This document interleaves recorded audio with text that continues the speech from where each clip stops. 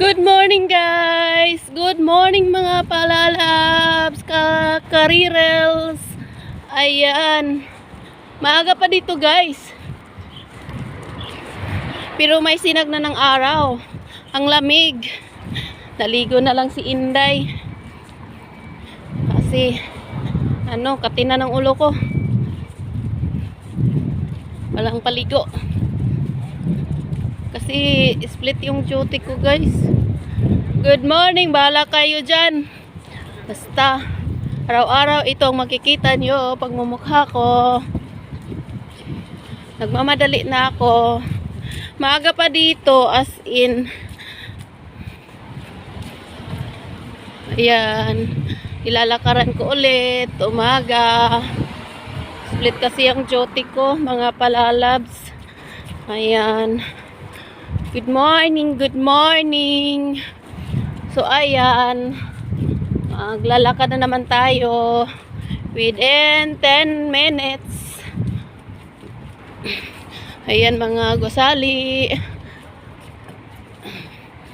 Ayan. Summer na dito ng mga bata. Walang pasok. Kaya ayan.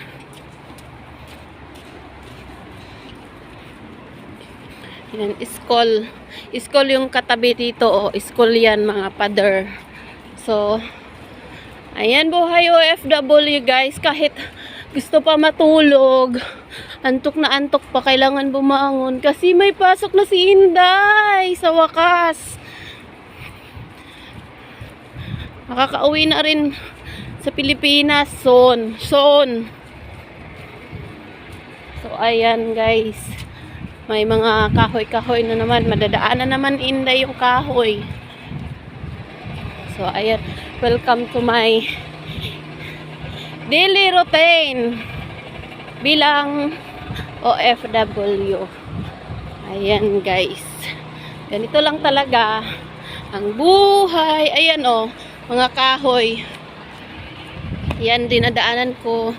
Ayan, kahoy yan, Ang ganda. Pero nasa gitna yan ng desierto.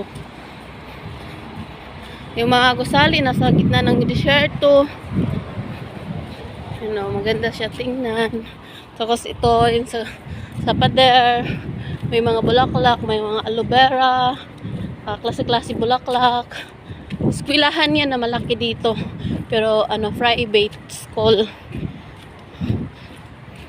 So ayan guys, dyan pupunta ako. Nilalakaran ko 10 minutes maglakad si Inday. So ayan, sali ayan, lakad. Ayan, maraming salamat sa panonood nyo guys. God bless us all. Thank you for watching. See you for my next video. Ayan, ito si Inday Mandaya, OFW dito sa Middle East, UAE.